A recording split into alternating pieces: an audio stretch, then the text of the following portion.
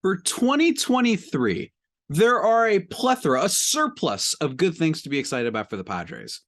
But there are some things, my greatest fears for what could potentially go wrong. I got 5 of them to talk about with y'all on this show today. So without further ado, let's get started. You are Locked On Padres, your daily San Diego Padres podcast, part of the Locked On Podcast Network, your team every day.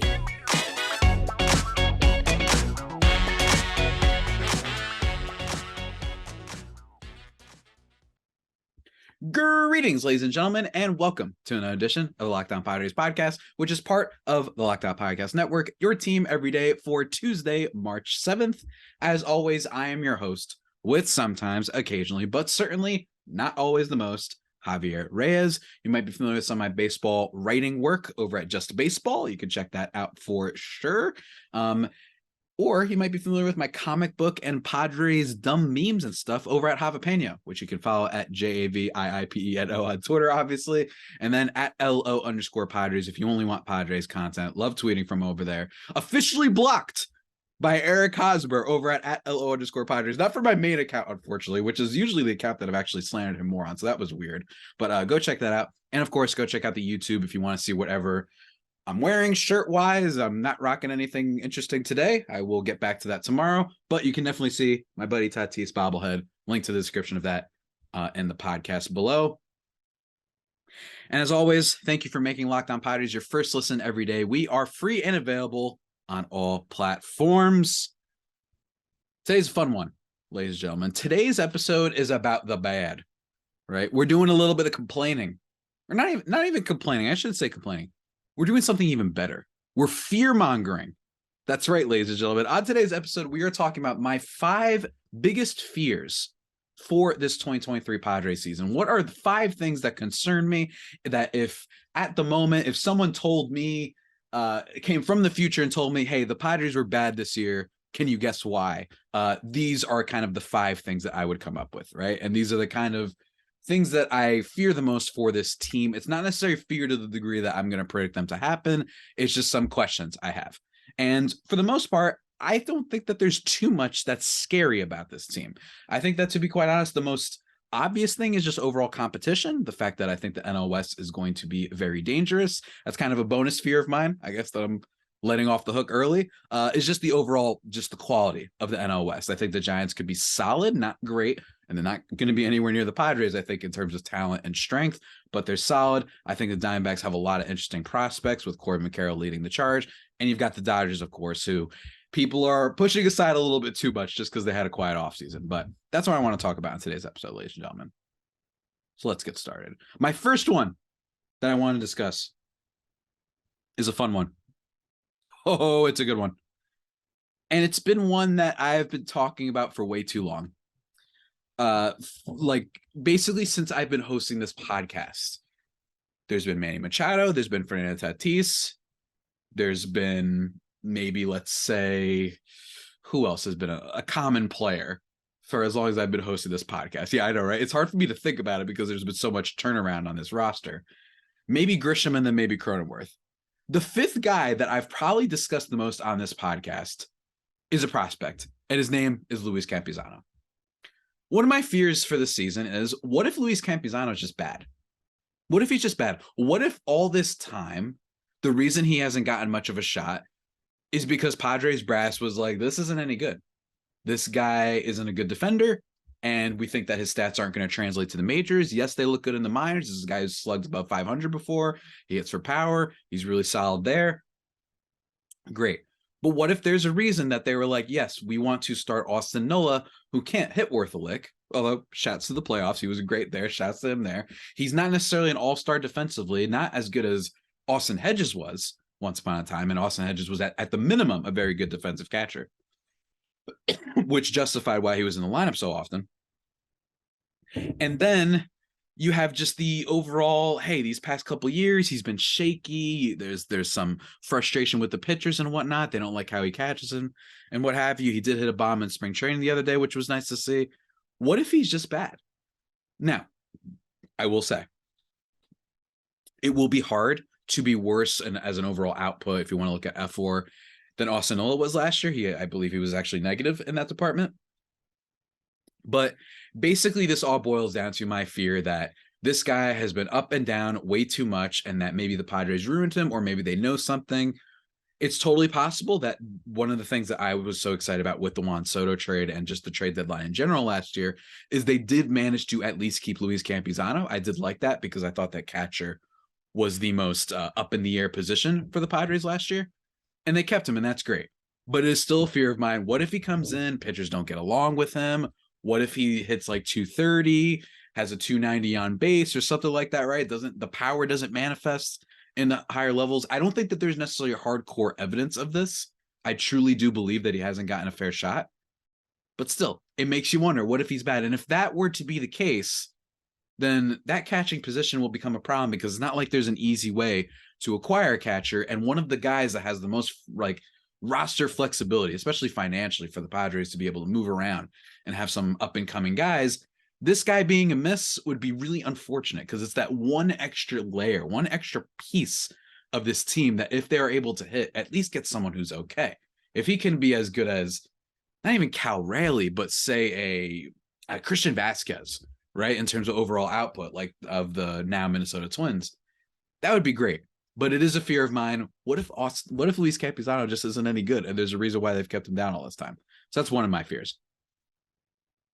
The second fear that I want to talk about, just real quickly, is a fun one. Because actually, you know what? It's not really a fun one now I think about it. Yeah, it's not great.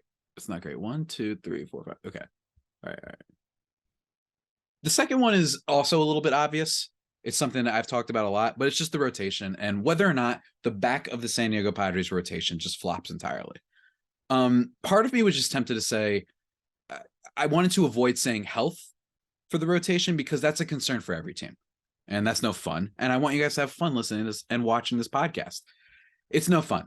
I understand. Don't get me wrong. In fairness, the Padres, I've said this many times, had a lot of luck last year in terms of, health. Musgrove was healthy the whole year. Blake Snell, aside from a bad stint at the beginning, was healthy the whole year, for better or worse.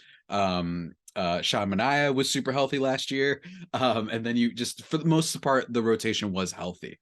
And the bullpen stayed relatively healthy. I know that they had the Drew Pomeranz situation, but for the most part, they were pretty good in that department.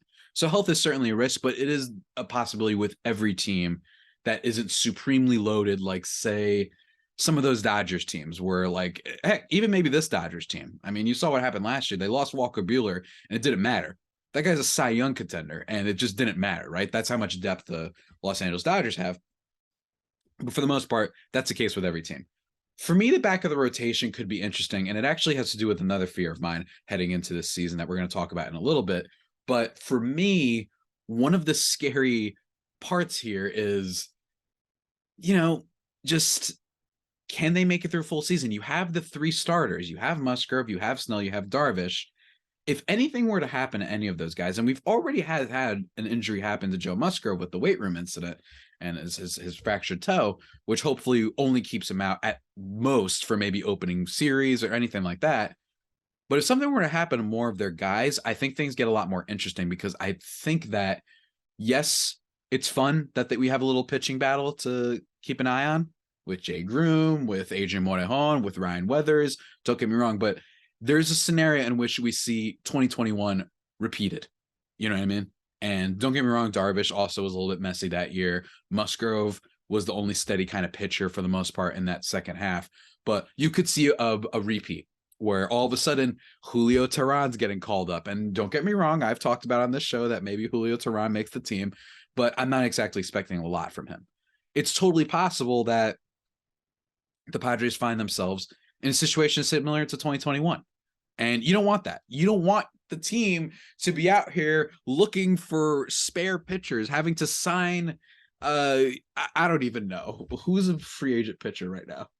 The CC Sabathia. I mean, he's retired, but you get my point, right? Like these older guys that are just all big names and whatnot. Hey, remember when the Padres signed Robinson Cano? Remember that? This is a team that doesn't necessarily always have a good track record of finding easy replacements for players that have been lost. And as you saw there, as you saw with the Jake Arrieta thing, the Vincent Velasquez thing, and then Robinson Cano, not always the best there. So that would be a fear of mine. Just the overall back of the rotation. If anything were to happen, if it doesn't go well, if Michael Wacha's season last year really was inflated by some bad ball luck and being on a team that, tightened up its defense in certain areas last year, then that could be a problem for the Padres for sure. You don't want to recruit the wrong folks. You know what else can really help, though, when it comes to recruiting people? A little website called LinkedIn, ladies and gentlemen. The days of, hiring without any information, you can't live like that, man. I don't know if that ever was an era of hiring people without information, but just stick with me on this. These days, every new potential hire can feel like a high stakes wager, man, especially for your small businesses. You don't want to take any chances. You want to be 100% certain that you have access to the best qualified candidates available. And that's why you have to check out LinkedIn Jobs to find the right people for your team faster and for free. Yeah, you like those words, right? Free is awesome, and I love it very much.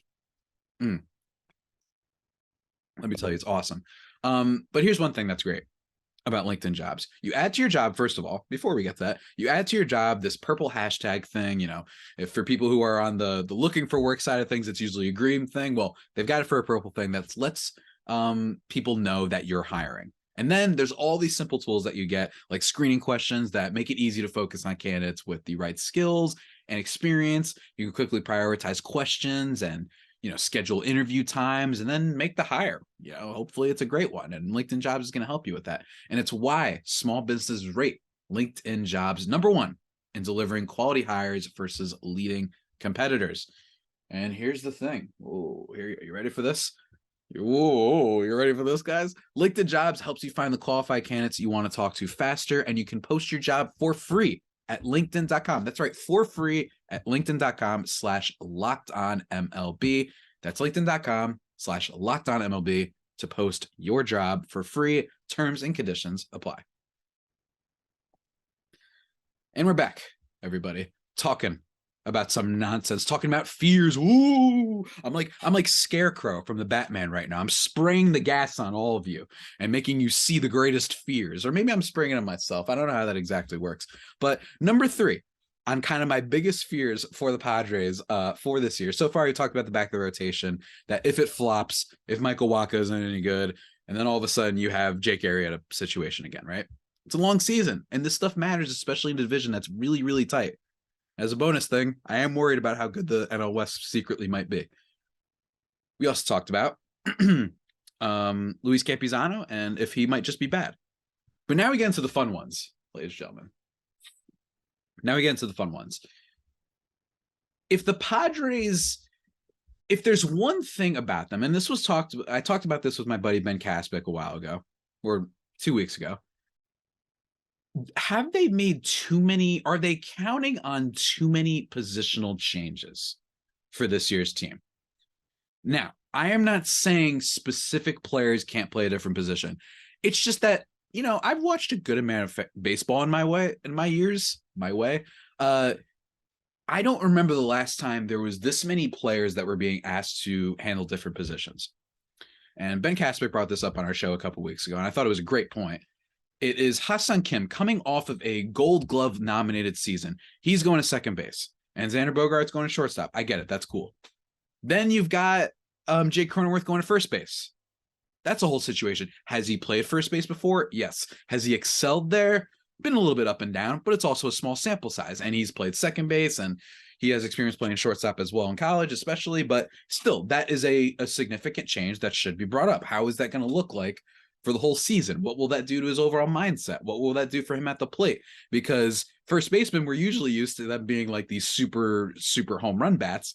Jake Cronenworth is not that. Although I do think there's potential bounce back for Jake Cronenworth that at best hit maybe 20 bombs. It's not impossible, I don't think, for Jake, or should I say Jacob Cronenworth. I forgot about that. That came out thanks to Andy Helberg the other day. Shots there. That's some wild information that I just never knew, that he was called Jacob. And then you have in the outfield, obviously you're going to have Trent Grisham, which is great, in center field in terms of defensive alignment. That's great. But then you have Juan Soto apparently moving to left field, which Granted, hopefully it's just not as bad as his right field has been the past season, right? He was literally in the bottom first percentile and outs above average, somehow got nominated for a Gold Glove, which, by the way, shows you, along with, of course, as we've talked about many times on this show, the Ground Ball Gremlin and his Gold Glove awards, that not a great barometer for judging defense. It is a great barometer for judging who's popular and who might have had a couple really awesome plays, like Derek Jeter back in the day, but overall it's not a great barometer for it. And then you have Fernando Tatis Jr. in right field, potentially. Maybe they'll switch him and Soto. It's totally possible, but that's a fair thing to bring up. Those are new positions for those guys. If you want to bring up maybe Matt Carpenter, is he going to be in right field sometimes? Is it going to be a DH? Is it going to be left field? That's totally fine. But more so, I'm more worried about those two because Tatis, he's had a couple clips, one that went viral of him misjudging a fly ball. And then, of course, nobody mentioned that he made a diving catch, which is fine. Again, I think that Tatis's less than ideal defense does get extrapolated and exaggerated a little bit too much. I think that has shown that he's a really shaky defender, but people like to mock him a little bit too much. I mean, this is a guy that can put up a 7 WAR despite having a shaky defense. Corey Seager, much worse. There are other worse shortstops out there. That's all I'm saying defensively. Xander Bogaerts last year was one of them. We're going to talk about him in a second too. And then forget the defensive stuff. Seth Lugo, he is going from being a pretty effective reliever to now being allegedly a starter for this team. I don't know how long that experiment is going to go. They didn't pay him necessarily like he's a superstar starter. Something tells me that this might be just some mumbo jumbo. And by the time we get into maybe 2 weeks into the season, he's going to be a bullpen guy, or he's going to be one of those starters, the piggyback thing, or maybe it's him and Martinez in that 5th spot combined, right? Something like that. It's totally possible, but that's a new role change. So this all coalesces into just me believing overall, I know you have Manny, I know you have Xander, but that's a lot of new positions. And I'm not saying they'll be bad. I have full confidence that a lot of these guys can figure it out. They're professional athletes. They're super duper talented, including the Goober, right? Super, super talented. But just in terms of, again, a fear is what if we log on a month and a half from now, and aside from Manny, like all the defense is pretty rough, right? It's not impossible. And Manny and Trent Grisham, I should say, it's not inconceivable that we're like, wow, the Padres assembled this team a little bit too much like a fantasy baseball team and didn't take into account what is everybody most familiar with. You know what I mean? Totally possible. Then you start having me, the idiot, logging on and saying, see, I told you they should have signed Michael Conforto and they should have kept Hassan Kim at shortstop. That's what they should have done. I won't actually do that. I might as a bit, but that's a fear of mine for the Padres heading into this next year. Another fear of mine that we got to talk about. Oh, doctor. Oh, doctor. Let's say things go wrong, right? Let's say the positional changes, Campusano, the back of the rotation, all this stuff. What if? Hear me out, ladies and gentlemen. Let's say that the team is just less than ideal. Let's say they look like what they were in 2021, which is a competitive team, but not a world beater. They're going to win 100 games team. I would be a little bit scared if the Padres potentially make some desperation trades at the deadline, and namely a desperation trade that involves Jackson Merrill, the team's top prospect. Now, there's a couple things with this. Number one, I know some people might be thinking, well, he's a shortstop, and we already got that one. We got Xander, and we got that. Look, positional changes can happen. Maybe you can move to second base, right? That's totally possible. Maybe Hassan Kim gets moved, whatever. I just really think that it needs to be emphasized that you don't want to keep an entire team together like this. This isn't the NBA, where when you hear that you have a core for another 4 years or whatever, like you got with the Cleveland Cavaliers, where they have, Donovan Mitchell, Evan Mobley, Darius Garland, Jarrett Allen, that they've got all 4 of those guys kind of locked down and they're young and they're going to get better, right? That's great. But for baseball, I am always just a proponent of just having flexibility, and to me, I think that trading Jackson Merrill would get rid of one of the team's greatest flexibilities. It would get rid of one of those last bullets in the chamber. And don't get me wrong, I know that I've talked about as well that the Padres have done a really good job at kind of overall just retooling, reloading their farm system. Every time you think they're out, from the days of trading Trey Turner away, which ended up being a mistake. Still love you, Will. To the days of trading Mike Clevenger for away and trading Austin Nola or trading for Austin Nola and giving up Ty France, which was really rough. Andres Muniz. They deserve a lot of credit for still being able to retool and still get enough to go out there and make more moves, to go out and make the Juan Soto and the Brandon Drury and the Josh Bell trades. Like, that's crazy. But I would really not like that, because Jackson Merrill, you want to have a couple guys. If Luis Campusano hits, you want to be able to say, all right, we've got the Mount Crushmore. Let's say theoretically they extend Soto.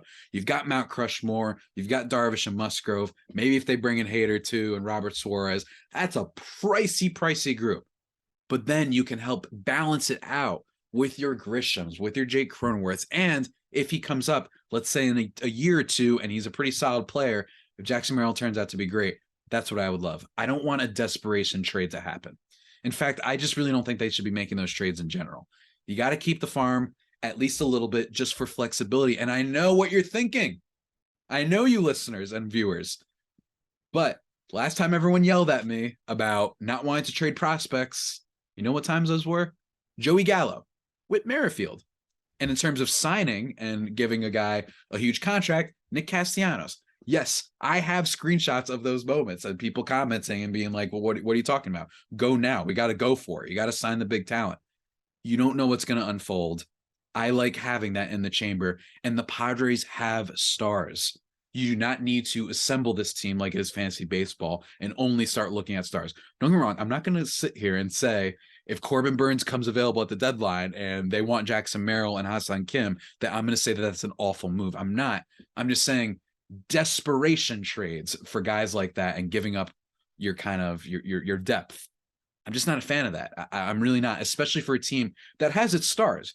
If all the Padres had right now was Manny Machado, I'd be like, all right, let's do this, because clearly we need some more stars on this team.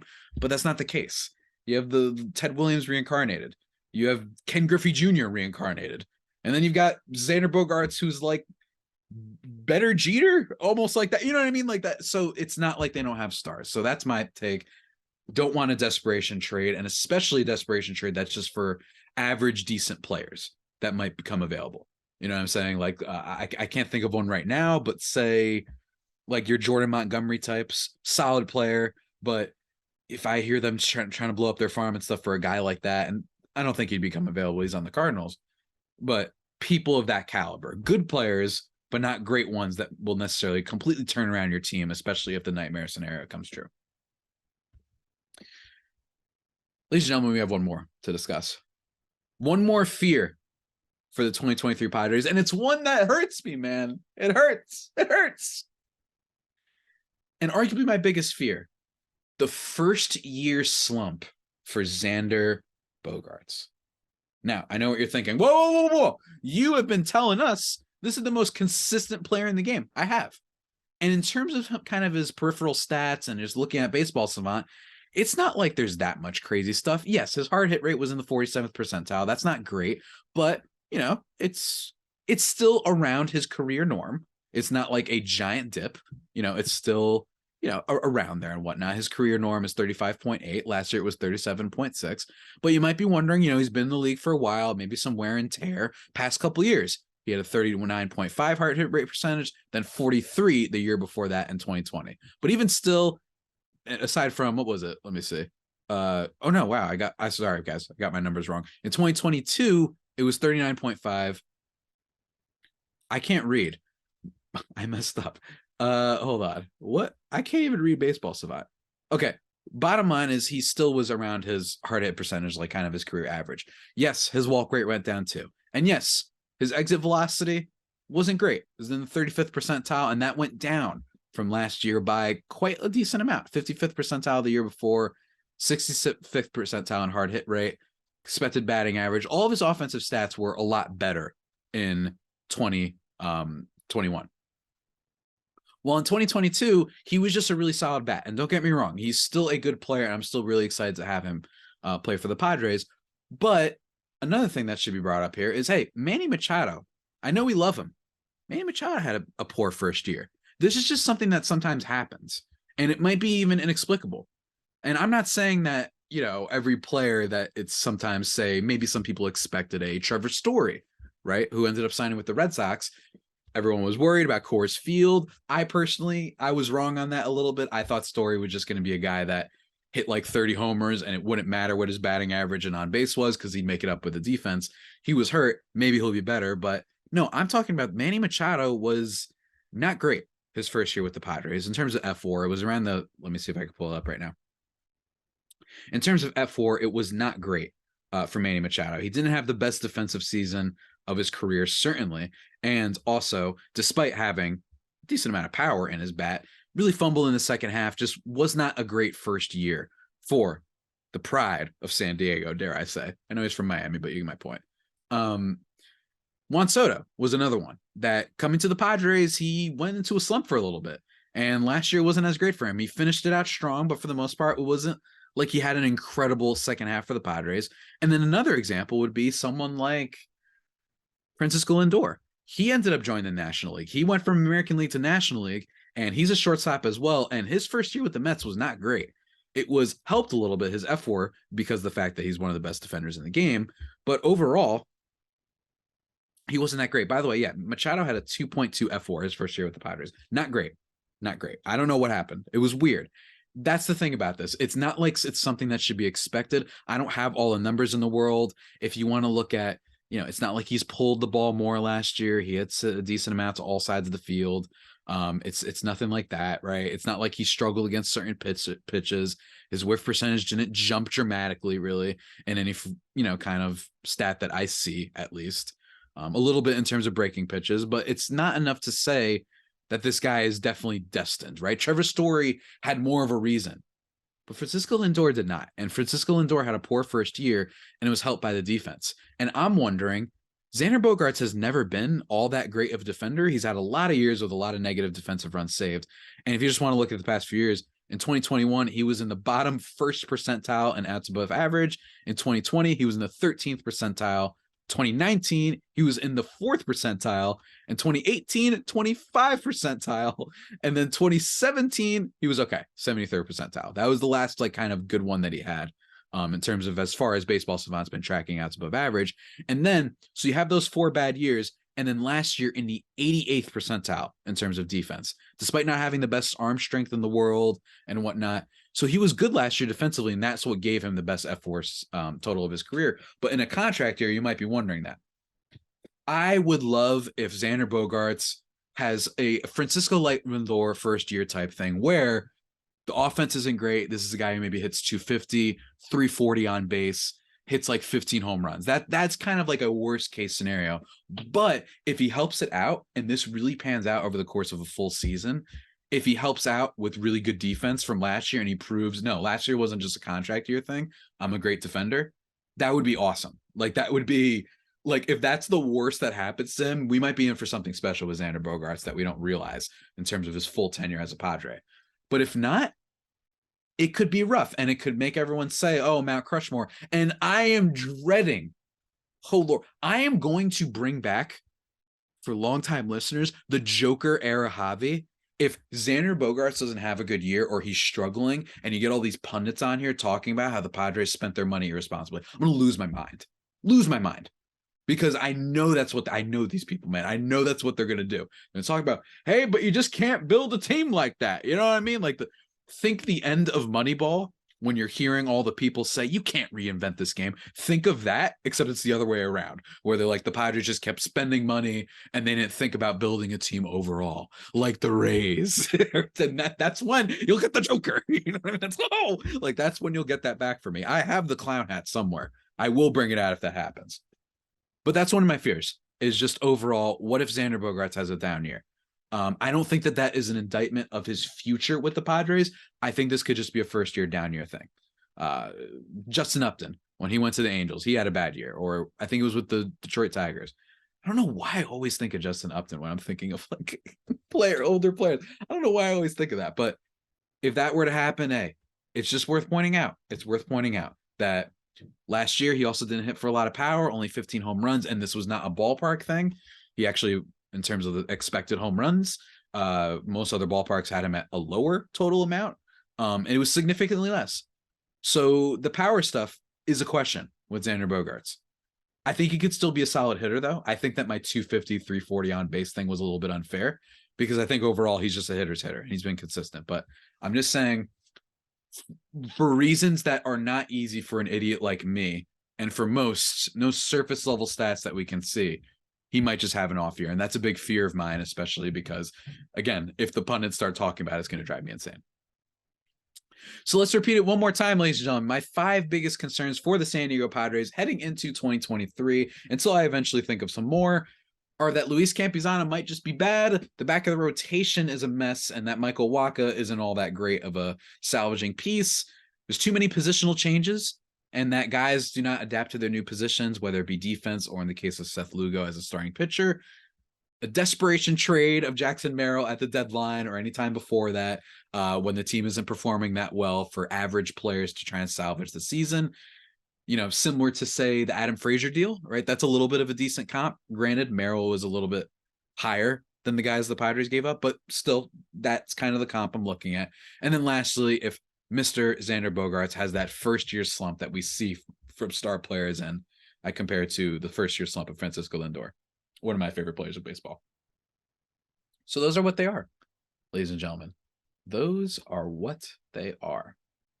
Boom! And with that all being said, ladies and gentlemen, that about does it for today's edition of the Locked On Padres podcast, the only pod that may be better than the Padres themselves. Remember to subscribe to the podcast wherever you get your podcasts from. Going to be talking with my boy Rylan Stiles, hopefully on tomorrow's show, about our weekly general baseball talk. Going to be doing that. Going to be talking about Ha-Seong Kim in the future. That should be a lot of fun. Still planning on having a chat with my buddy Mark on baseball economics and whatnot, and whether or not, you know, what's going on with this baseball tax committee and whatnot. You know, we're going to be doing that. We're going to be talking about old Padres targets, potential trade deadline targets for this year. Whenever Jeff Snyder, the Snydog, please tweet at him, host of Locked On Dodgers, stops ignoring me, he can come on the podcast for a little bit of a crossover, all sorts of stuff. And maybe for just a little bit of fun, do a little tail of the tape, Manny Machado versus Nolan Arenado. Maybe where does Tatis rank among all the best players in baseball? There's a lot of fun stuff we're going to be doing. And then we've got the World Baseball Classic. So stay locked in, everybody. Wherever you get your podcast, Locked On Padres. And until next time, stay safe and, of course, stay faithful. My Friar Faithful homies, take care.